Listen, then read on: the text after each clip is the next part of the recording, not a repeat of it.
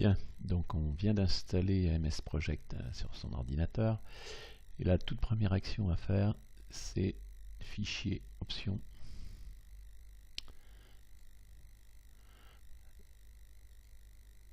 Voilà, donc on a le tableau des options, un peu dans le format Excel pour ceux qui connaissent.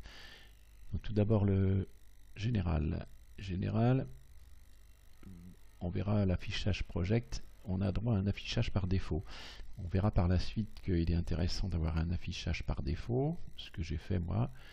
Donc je l'ai appelé A4 style MB, A4 parce que tout ce qui va être imprimé sera au format A4, et style MB parce que j'ai ma police de caractère favorite, enfin tout un tas de paramètres que j'ai déjà intégrés dans cet affichage par défaut.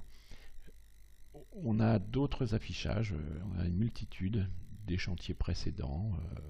Bon, voilà, donc on a le choix. Format de saisie de date, ben ça on sait ce que c'est. Hein. Voilà, moi je prends ce format-là. Le nom, l'arrière-plan. Donc on passe ensuite à affichage.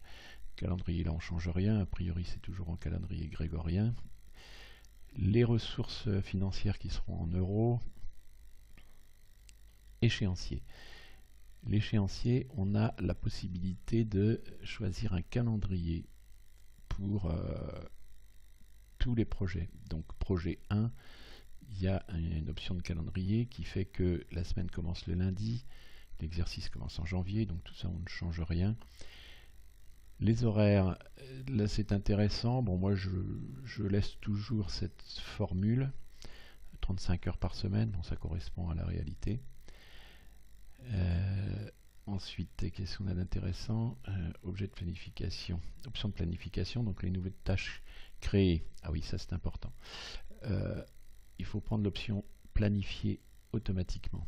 C'est-à-dire qu'on a dans un planning deux dates connues, la première date, la date de début, et la date de fin. Pour le reste, c'est le planning qui va calculer les dates, donc automatiquement.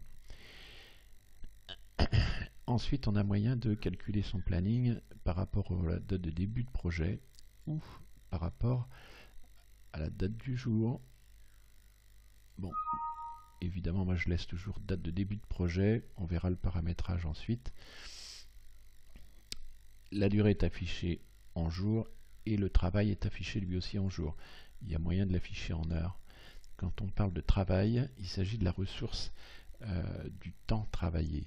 C'est-à-dire que la durée d'une tâche, par exemple une journée, et le travail sera par exemple un travail qui sera à faire avec 2 hommes. Donc on aura sur le planning dans la tâche terrassement par exemple une journée de durée, et en travail on aura 2 jours. Ça sera 2 jours d'hommes, puisque l'unité c'est la journée d'homme.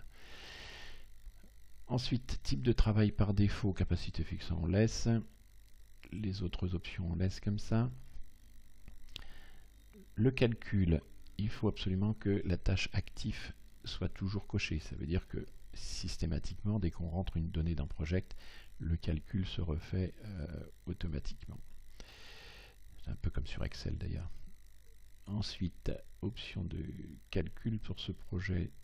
Bon, on laisse toutes les options, les cases à cocher telles que. L'allocation des coûts fixes, ça c'est pour les ressources financières affectées à une tâche. C'est par exemple le terrassement en argent, ça vaut 1000 euros. Les 1000 euros seront répartis en proportion de la durée. Ou alors, si on sélectionne début, ça veut dire que les 1000 euros seront annoncé au premier jour de l'activité, ou à la fin, ça sera le dernier jour de l'activité où il faudra, où le logiciel considérera que les 1000 euros sont affectés en début, fin ou proportionnellement. Donc moi je sélectionne systématiquement proportion. Ensuite, l'onglet vérification.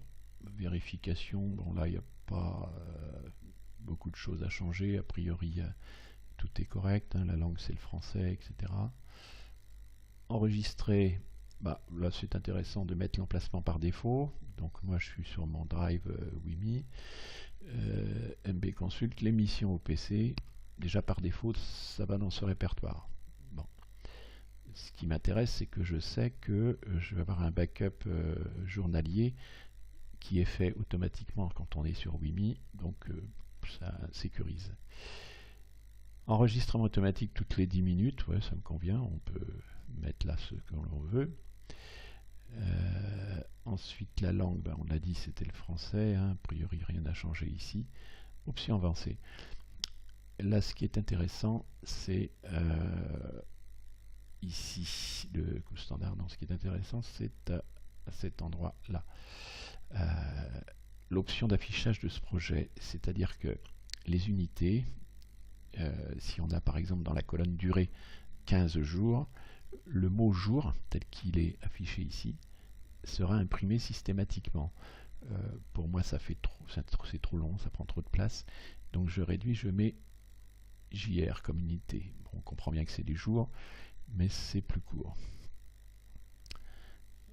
Ensuite, méthode par défaut de valeur acquise des tâches, oui, c'est le pourcentage achevé. On verra qu'on a l'occasion, quand on fait un pointage planning, de rentrer un pourcentage d'achèvement de tâche à une date donnée.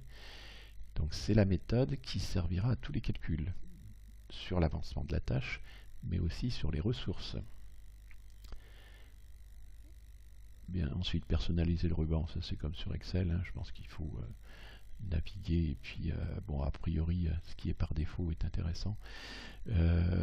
La barre d'outils d'accès rapide, moi je mets systématiquement pour que ça se positionne en tête, enregistrer, annuler, rétablir et aperçu avant impression.